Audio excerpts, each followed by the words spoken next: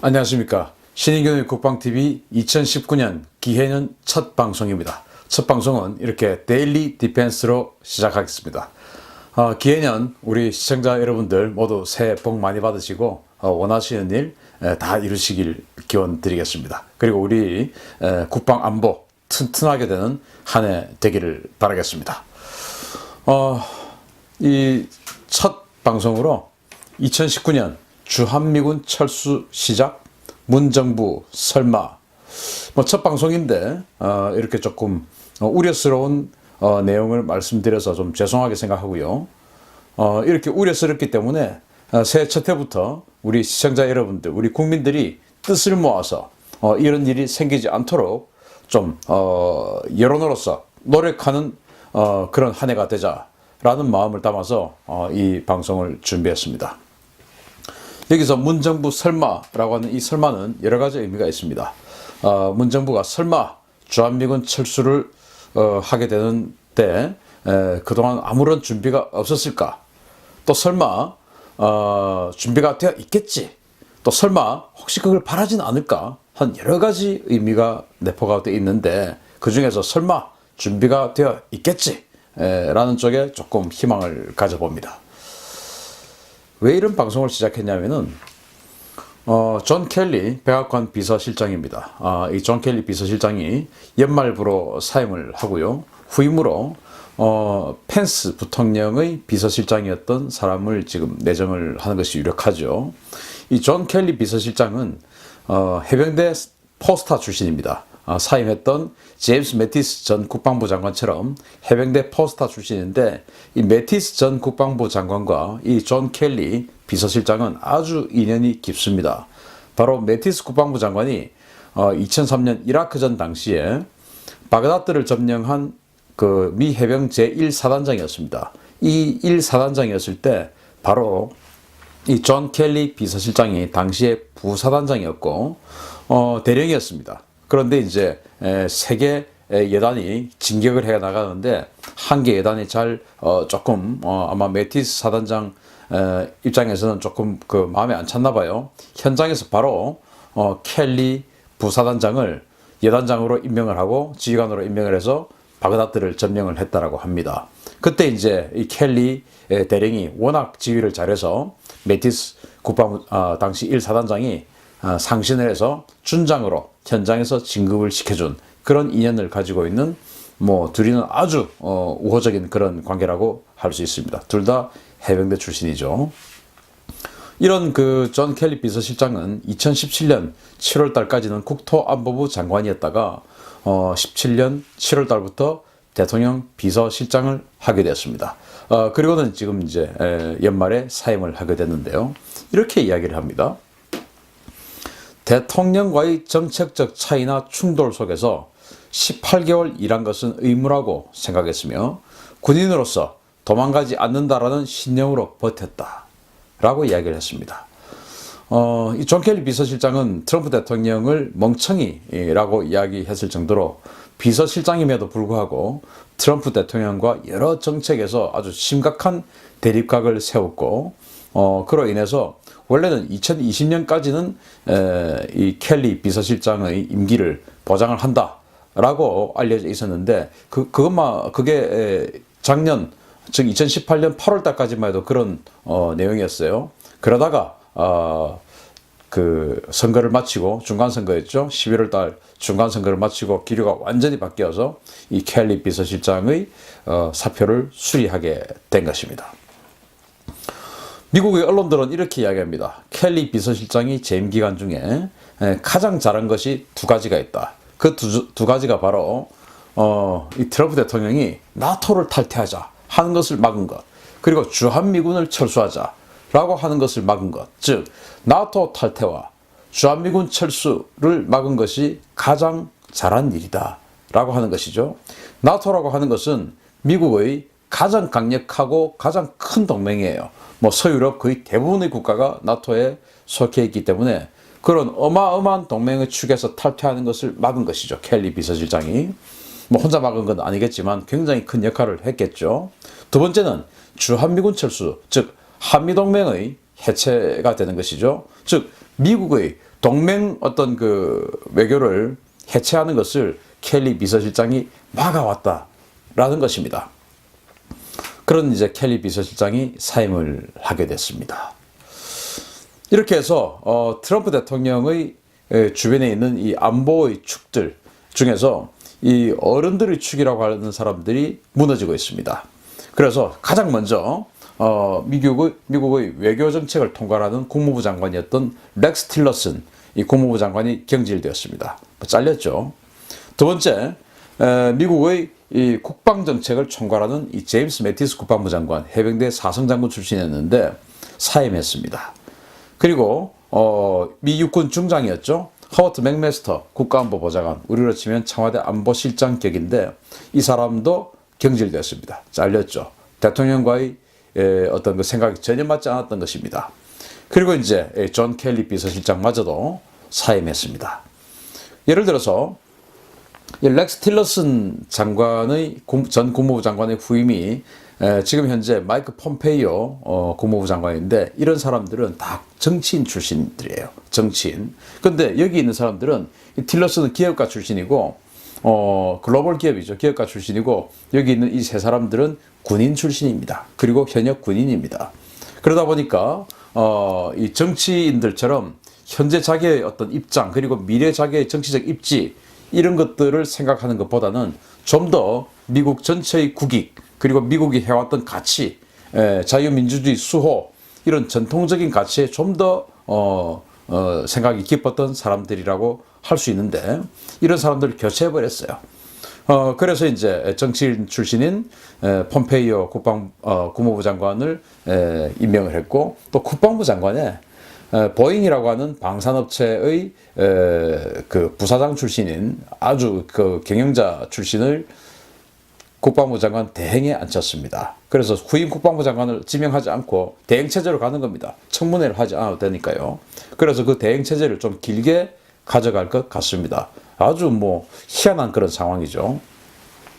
그래서 이제 또 이 맥메스터 국가안보 보좌관의 후임도 존 볼턴이죠. 아주 매파이긴 하지만 어쨌든 정치인입니다. 정치인과 정치인이 아닌 그런 사람들은 굉장히 행동과 운신에 큰 차이가 있습니다. 그리고 소신도 차이가 있죠. 소신은 정치인들은 정치적 이익에 따라서 소신이 바뀔 수가 있는 겁니다. 그러나 이런 전통적인 이 군인 출신들은 정치인이 아니기 때문에 자기의 소신 그리고 전통적인 미국의 가치 이런 것들을 좀 더 따지는 그런 사람들인데 이 사람들이 이제 다 퇴장하게 됐습니다. 이것이 우리 한반도에 미치는 영향 그리고 우리 대한민국에 미치는 영향은 아주 부정적으로 작용할 것 같습니다. 트럼프 대통령은 뭐 일단 북한에 대한 아주 강력한 압박 정책을 해왔던 것은 많은 분들이 지지하고 하는 분들이 많지만 이런 상황도 있어요. 국제정치 난 몰라. 경찰국가 안 돼. 그런 거 필요 없어. 왜 우리가 경찰국가 한단 말이야. 돈 들게. 그런 거 필요 없고 우리는 경호국가 할 거야. 경호국가가 뭐냐. 경찰과 경호는 다르죠. 경호국가는 돈 주면 가서 지켜줄게. 경찰은 우리가 돈을 주지 않아도 우리 주변에서 항상 우리를 지켜주는 것이 경찰이지 않습니까? 그러나 경호원들은 돈을 써야 고용을 할 수 있습니다. 그래서 경호국가를 하겠다. 패권국 그런 거 몰라. 그냥 돈 잘 버는 그런 거 하면 되지 뭐. 고립주의. 그리고 이제 모든 것은 그렇게 해서 돈으로 귀결되는 경제로 귀결되는 그런 아주 그동안 보지 못했던 특이한 행태를 보이고 있는 것입니다. 이것이 안보를 축으로 하는 한미동맹을 유지해왔고 지정학적 어떤 우리의 위치를 가지고 미국에게 가치를 인정받았던 우리 대한민국 입장에서는 이 그런 안보, 패권, 국제정치, 경찰국가 이런 것을 하면 우리 대한민국은 굉장히 중요한 지정학적 위치죠. 베이징이 코앞에 있고 미국의 상대가 그렇게 보면 이제 중국이 미국의 상대니까. 그런데 그 모든 것을 떠나버리면 대한민국은 경제적으로 미국에게 막대한 무역 흑자를 챙겨가는 적이 되는 것입니다. 그 모든 것들을 지정학적 어떤 그 가치를 빼버리면 그러면 우리는 굉장히 불리해지는 것이죠. 이게 이제 우려스러운 일입니다.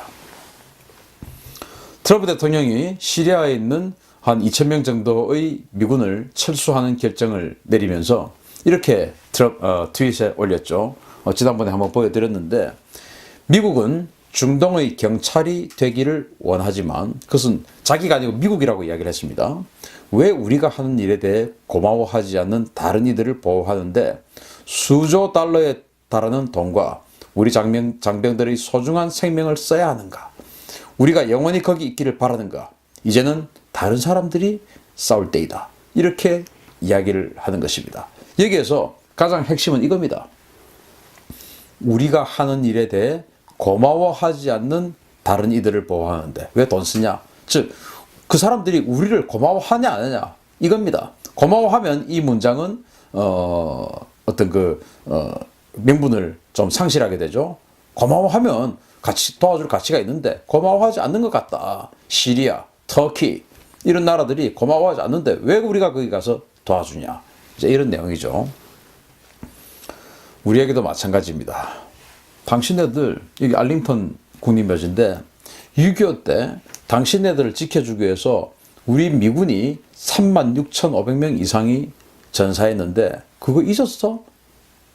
라고 이야기하는 것이죠. 우리에게. 이제 지금도 인터넷에 검색을 주한미군 6.25 때 미군 전사 이런 것을 그 사망 이런 것을 쭉 검색을 해보면 아주 충격적인 그런 내용들이 많아요. 미군 전사 얼마 했다 이렇게 하지만 그 미군들이 우리 양민을 얼마나 많이 죽였는지 아느냐. 양민 학살의 대부분은 빨치산 공산당이 아니고 미군이다. 죽은 시체다 칼로 다시 한 번 더 찔렀다. 이런 내용들이 아주 많아요. 그거 미국 정보당국이 안 보고 있을 것 같습니까? 다 보겠죠. 얼마나 불쾌하겠습니까? 우리가 당신네들 국가를, 대한민국을 지켜주기 위해서 36,000명 이상이 죽었는데 그거 잊었어? 라는 질문을 끊임없이 던져오는 것이 미국입니다. 트럼프 대통령은 그 질문을 던졌겠죠. 그런데 그에 대한 답이 이런 거죠. 자, 보고 있는 겁니다. 트럼프, 미치광이, 닥쳐 트럼프. 한미동맹 파괴하라. 미국의 성조기를 불태우고 주한미군 철수하라. 우리 민족끼리 통일하자. 이런 걸 이제 보고 있는 것이죠. 대한민국을 지켜주기 위해서 6.25 전쟁에서 36,000명 이상의 미군이 전사하고 10만 명 이상의 미군이 부상을 당했습니다. 그랬는데 지금에 와서 닥쳐 트럼프의 미치광이 한미동맹 파괴하라. 그리고 그들이 우리 태극기를 불태우면 우리 기분이 어떻겠습니까? 성조기를 밥 먹듯이 불태우고 있습니다. 그리고 주한미군 철수해라. 한미동맹 파괴하고 우리 민족끼리 통일하자. 라고 이러한 시위를 계속적으로 보고 있는 트럼프 대통령 기분 더 나쁘겠죠. 안 그래도 동맹의 가치, 국제정치, 경찰국가, 그들의 명예 이런 것보다는 경제, 돈 여기에 치중한 사람인데 이런 걸 보면은 그래?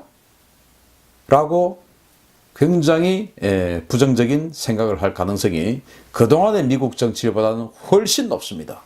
이런 것들을 우리가 이 위기관리, 리스크 관리를 우리 정부가 해왔느냐. 트럼프 대통령 취임 이후에 우리 현 문재인 정부는 트럼프 대통령 취임 이후에 출범한 정부예요. 그러면 이러한 트럼프 대통령의 성향을 누구보다도 잘 알아야죠. 알고 그에 대한 위기 관리를 해왔어야 되는 것이 정부의 도리입니다. 왜냐? 우리 대한민국이 생존하고 발전하고 번영하는데 한미동맹의 가치는 그 무엇보다도 우선하기 때문에 이 한미동맹의 가치가 흔들리면 경제도 안보도 모든 것이 그냥 무너져 버리는 것은 누구나 다 알고 있는 이야기예요. 그러면 이러한 리스크 관리를 과연 해왔느냐? 안 해왔죠. 거기다가 여당의 중진 의원이죠. 송영길 국회의원이 12월 28일 국회에서 기자회견을 합니다. 내용 보면은 괜찮은 말을 인 듯 하지만 트럼프 대통령의 입장에서 이 기자회견을 쳐다보면 이렇게 이야기하죠. 방위비 분담금 2배 인상을 하겠다는 요구, 그 근거부터 밝혀라 라고 이야기를 하는데 트럼프 대통령 입장에서는 그래 싫으면 말고 철수하자 라고 생각하고 있는데 정부의 여당 그것도 아주 중진 의원이 기자회견을 열어서 방위비 분담금 2배 인상 요구하는 거 근거 밝혀라. 그리고 이러이러한 거 부당하다. 그런 거 하지 마라. 이런 이야기를 기자회견을 스스로 열어서 하고 있다는 겁니다. 이게 과연 어떤 그 영향을 미칠지 저는 조금 우려되는 그런 상황입니다. 정말 자신의 정치적 입지 다지기 그리고 노이즈 마케팅 이런 것들을 위해서 대한민국 전체의 국익과 생명과 안보를 흔들 수 있는 그런 회견을 반드시 꼭 해야 했는지 그게 앞으로 장기적으로 이익일지 저는 잘 판단이 안 섭니다. 그런데 우리가 믿고 있는 것이 있죠. 미 하원이 트럼프 대통령이 주한미군 철수를 할까봐 미리 선제적으로 국방수권법을 통과시켜가지고 22,000명 이하로 주한미군을 감축을 할 때는 국회 허가를 받아라. 이제 의회의 허가를 받아라. 이거 아니겠습니까? 그러니까 우리는 걱정 없다. 이렇게 지금 우리는 알고 있었던 것이죠. 그러나 그걸 자세히 들여다보면 이런 내용입니다. 그 미군을 22,000명 이하로 감축하고 철수하는데 드는 그 예산, 그걸 집행하지 않도록 하겠다라는 거예요. 그러나 그마저도 여기 한번 보십시오. 국방수권법은 대통령 권한 침해하는 위헌 소지가 있다는 거예요. 그리고 2019년 9월까지가 시효입니다. 왜냐? 그 국방수권법은 2019 회계연도까지예요. 즉 미국은 새로운 회계연도가 9월에 발동되니까 9월까지 전일 회계연도가 마치니까 이제 9월이 되면 끝나는 겁니다. 즉 올해 9월이 되면 그 국방수권법 22,000명 이하로 감축할 때 의회의 승인을 받아라. 물론 이것도 뭐 예산에 국한되는 일이지만 이게 9월 되면은 소멸되는 법안입니다. 즉 트럼프 대통령이 미군 철수하자라고 결정하고 그 사이에 철수에 대한 준비, 행정적 준비 다 하고 9월 넘어서 그냥 철수해버리면 되는 거예요. 그런 엄청난 함정이 있습니다. 그거 우리 정부가, 우리 국민들은 그동안 몰랐겠죠. 그런 법안이 통과됐으니까 우리 안심이야 라고 할 수 있었겠죠. 그러나 정부가 과연, 국방부가 과연 몰랐을까요? 알았겠죠. 몰랐으면 뭐 무능력이 극치고요. 자, 또 있습니다. 이번 항목. 미국의 국익에 부합하고 동맹의 안전을 제해하지 않으며 동맹국과 적절한 협의가 있으면 감축이 가능하다. 그 국방수권법과 관계없이 그렇다는 겁니다. 그리고 아까 대통령 권한 침해하는 위헌 소지에 대해 말씀드렸는데 그게 바로 이겁니다. 주한미군 병력 규모에 대한 결정 권한은 대통령에게 귀속된다. 대통령이 결정할 권한이다 이거예요. 당신네들 이거 알고 있어? 라고 트럼프 대통령이 우리에게 이야기합니다. 이거 알고 있어? 2019년 9월이 되면 그 22,000명 이하로 뭐 하는데 의회 승인 이거 법안 소멸이야. 9월에 철수 결정 해가지고 이게 아니고 봄에 결정해도 행정적 절차 마무리하면 9월 그냥 갑니다. 그래서 9월 딱 지나면 바로 철수할 수 있는 시스템 됩니다. 자, 우리가 지금 한미연합 군사 훈련을 합니까? 안 하려고 지금 어떻게든 지금 우리 이 정부가 노력을 하고 있죠. 한미연합 군사 연습을 안 하고 있습니다. 그리고 동맹에 대해서 우리가 어떠한 애정을 지금 보여주고 있습니까? 그런 상황에서 한미연합 군사 훈련이라도 지금 1월 1일 딱 시작이 되면은 자, 올해는 이러이러한 훈련을 쭉쭉쭉쭉 해서 11월 12월 비질런트 에이스까지 우리 이런 식으로 쭉 하자라고 협의가 되어 있다면 미국이 그런 스케줄을 진행을 해야 되니까 주춤할 수가 있겠죠. 그런데 지금 우리 정부는 전시작전 통제권을 빨리 받자. 전시작전 통제권이라도 미국에게 있으면 그걸 이거 버리고 가야 되나? 이런 생각을 할 수가 있는데 그것마저도 한국이 받아오면 어떻게 됩니까? 아주 운신의 폭이 수월하겠죠. 이렇게 지금 하고 있으니 지금 이렇게 여러 가지 조건에 의해서 트럼프 대통령은 들썩들썩 하고 있는데 떠밀고 있는 겁니다. 여러분들 주한미군 철수를 원하십니까? 이 방송을 보시는 분 중에 또 이런 분들 있으시겠죠. 우리 자주적으로 하자. 자주적으로 하면 북한의 핵은 어떻게 감당합니까? 또 북한의 핵을 감당할 수 있다 쳐도 그 피해를 어떻게 우리 혼자 고스란히 감당합니까? 북한을 이길 수 있다고 칩시다. 이길 수 있습니다. 핵을 안 맞으면은. 그런데 어마어마한 피해를 받고 이길 수 있습니다. 그 서울 북부 지역에 사는, 그리고 경기도 북부 지역에 사는 수많은 분들의 생명과 재산 다 무너지고 난 뒤에 우리 이길 수 있습니다.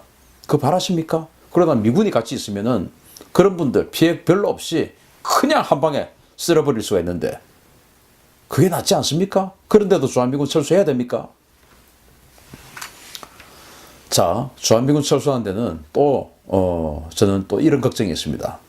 지금 주한미군은 이런 식으로 구성이 되어 있어요. 주한미군 사령부 있고요. 그 밑에 지상군으로서는 미 8군이 있죠. 그리고 공군은 미 7공군 3스타 부대예요. 그리고 주한미 해군, 여기는 뭐 해군 부대라기보다는 원스타 부대인데 전시에 미 해군들이 쫙 들어올 때 그들을 이제 어떻게 연착륙시켜서 바로 증원을 할 수 있느냐 하는 그런 어떤 절차를 사전에 준비해 놓는, 그리고 이제 한미 연합 작전에 대한 사전 준비 뭐 이런 것들 하니까 뭐 미 해군은 의미가 크게 없어요. 그런데 미 7공군 그리고 이제 지상군 8군이 있죠. 그 8군 아래에 2사단이 지금 있습니다. 뭐 다 잘 아시다시피. 그런데 이제 제가 여기에서 걱정되는 것이 지금 이제 이 미 2사단이 지속적으로 감축을 해가지고 현재는 1개 기갑 예단 전투단, 그리고 화력 예단 210 화력 예단이죠. 그리고 제2 항공 전투예단, 이렇게 해서 3개 예단이 있어요. 3개 예단이 있는데 그 중에서 우리가 생각하는 그런 어떤 그 지상군은 1개 기갑 예단밖에 없습니다. 화력 예단에는 MLRS 부대가 있고, 항공 예단은 아파치 공격 헬기 대대 2개 48대, 그리고 이제 블랙호크 기동 헬기죠. 블랙호크 기동 헬기 대대 2개 해서 50대, 그리고 이제 CH-47 치누크 대형 수송 헬기 대대 1개 12대, 이렇게 이제 헬기 부대가 있고요. 그리고 이제 화력예단 서울 북부에 있죠. 그런데 문제는 이겁니다. 지상군. 노무현 대통령이 된 직후에 바로 2003년 2월 달에 취임을 했죠.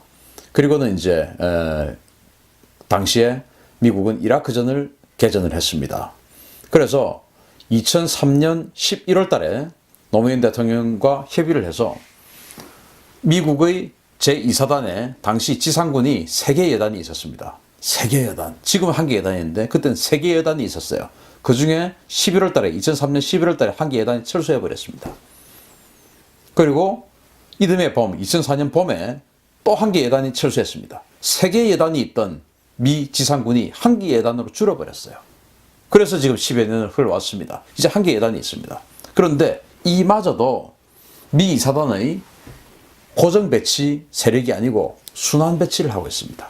미 2사단이 아니고 뭐 1사단이 올 수도 있고 4사단이 올 수도 있고 3사단이 올 수도 있고, 2사단 사령부라는 이 조직은 행정부대예요. 여기에 이제 다른 사단에서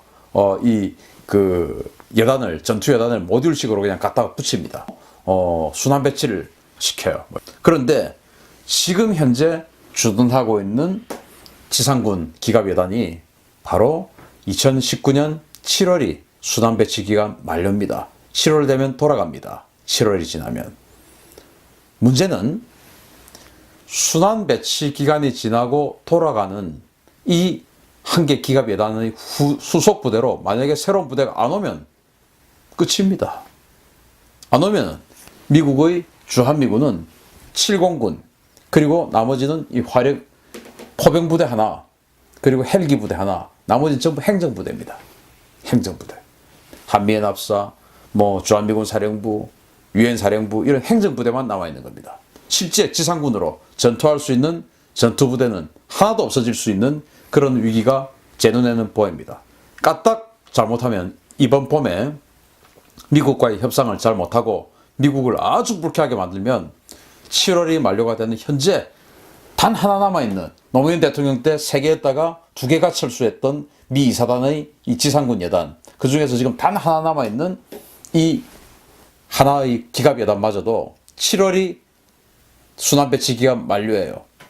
거듭 말씀드리면 그 후속으로 안 올까봐 저는 대단히 걱정됩니다. 이거 위기관리 해야 됩니다. 우리 정부가. 여러분들 그렇지 않습니까? 저는 이 이야기 하면서도 모골이 송연합니다. 트럼프 대통령 이렇게 이야기하죠. 지금 우리가 뭐 때문에 이렇게 됩니까? 방위비 분담금 때문입니다. 방위비 분담금. 트럼프 대통령이 대통령 선거 캠페인을 할 때부터 우리에게 방위비 분담금 전액을 부과하겠다라고 선거 유세를 했던 사람입니다. 그러면은 이 문재인 정부는 트럼프 대통령이 그런 성향을 알았을까요? 몰랐을까요? 알아야죠. 당연히 알아야죠. 한 국가를 이끌려고 하면은 이 우리 대한민국이 생존하는데 한미 동맹이 가장 생존의 중요한 축이라는 것을, 이거는 좌든 우든 진보든 보수든 누구나 다 알고 있는 거예요. 그러면은 트럼프 대통령의 그 성향을 알아야죠. 그러면은 방위비 분담금의 협상이 2018년이 가기 전에 협상이 이루어져야 2019년에 미군이 주둔하는데 어떻게 주둔하겠다라는 것이 결말이 나는 것이죠. 자, 그리고 우리 예산은 언제 통과합니까? 또 우리 국방 예산은, 정부 예산안은 언제 통과됩니까? 언제 완료가 됩니까? 바로 2018년 상반기에 정부 예산안이 확정이 돼요. 그때 도대체 뭘 준비했느냐? 그리고 트럼프 대통령이 이렇게 나올 것을 이미 누구든지 다 알고 있었는데 왜 상황 관리를 안 합니까? 이런 상황 관리 속에서 한미동맹 흔들고 훈련 안 하고 훈련하지 말자 그러고, 폼페이오 국무부 장관은 한국이 너무 앞서간다고 불쾌해하고, 한미 남북 군사 합의서 때문에 폼페이오 국무부 장관 이거 뭐하는 짓이야? 라고 우리 외교부 장관에게 과음을 칠 이런 상황을 왜 만들었습니까? 자, 저는 사드의 환경 영향 평가를 우리 문재인 정부가 완전 영향 평가를 하지 않고 절대 영향 평가를 하지 않고 간이 평가로 하길래 그 절대 영향 평가에서 완전히 주둔하게 하는 것을 지렛대로 해가지고 이 방위비 분담금 협상에 사용할 줄 알았어요. 근데 그것도 아니고, 그것도 아니잖아요 지금 결과적으로. 그러면 뭡니까? 미국만 불쾌하게 만든 거 아닙니까? 기왕 주둔하게 해주려면 시원하게 해주든지, 그것도 아니면서 그냥 불쾌하게만 만든 거 아닙니까? 그걸 가지고 이거 시원하게 해줄 테니까 이것도 방위비 분담금도 이 정도에서 끝내자 라고 이미 올 봄에, 작년 봄에 약속이 되어 있었어야 되는 게 정부의 도리예요. 그게 정부가, 국민의 세금을 받아서 생활하는 정부가 해야 할 의무입니다. 국방부 장관이 왜 있습니까? 그런 거 하라고 있는 겁니다. 자, 미국이 이런 정보력, 그리고 후속 군수 지원, 전시 증원 전력, 이 막대한 전력들을 한반도에 투사시켜주는, 제가 전작권 특집 계속 지금 해오고 있는데, 그런 것들을, 어마어마한 전력들, 비용들을 그러면 한국 혼자 감당해 보시던가 라고 할 때 뭐라고 하겠습니까? 저도 방위비 분담금 많이 주는 거 싫습니다. 저도 정말 싫어요. 그냥 동결했으면 좋겠습니다. 그러나 그 동결할 수 있는 기회가 사드나 이런 여러 가지를 가지고 있었는데 왜 활용을 안 합니까? 그리고 오히려 더 흔듭니까? 2019년 주한미군 철수 이슈로 인해서 우리 한반도가, 우리 대한민국이 굉장히 흔들릴 수 있습니다. 우리 정부 반드시 이에 대한 대책을 마련해 주십시오. 수립해 주십시오. 그리고 우리 신인근의 국방TV 시청자 여러분들, 우리 힘을 모아서 우리 대한민국이 튼튼하게 한미동맹의 근간 위에서 튼튼하게 유지될 수 있도록 힘을 모아 나가야 됩니다. 저도 이런 바른 국방안보 정보를 여러분들께 알려드릴 수 있도록 열심히 노력하겠습니다. 여러분들께서도 혹시 아직 구독 무료입니다. 무료 구독과 좋아요를 누르지 않으신 분들 구독, 좋아요 눌러주십시오. 그리고 이 신인근의 국방TV를 통해서 우리 대한민국을 튼튼하게 지킬 수 있는, 북한을 위해서가 아니라 오직 우리 대한민국을 위해서 튼튼하게 지킬 수 있는 방안을 같이 마련해 나가기를 바라겠습니다. 여러분 열심히 노력하겠습니다. 새해 복 많이 받으십시오. 감사합니다.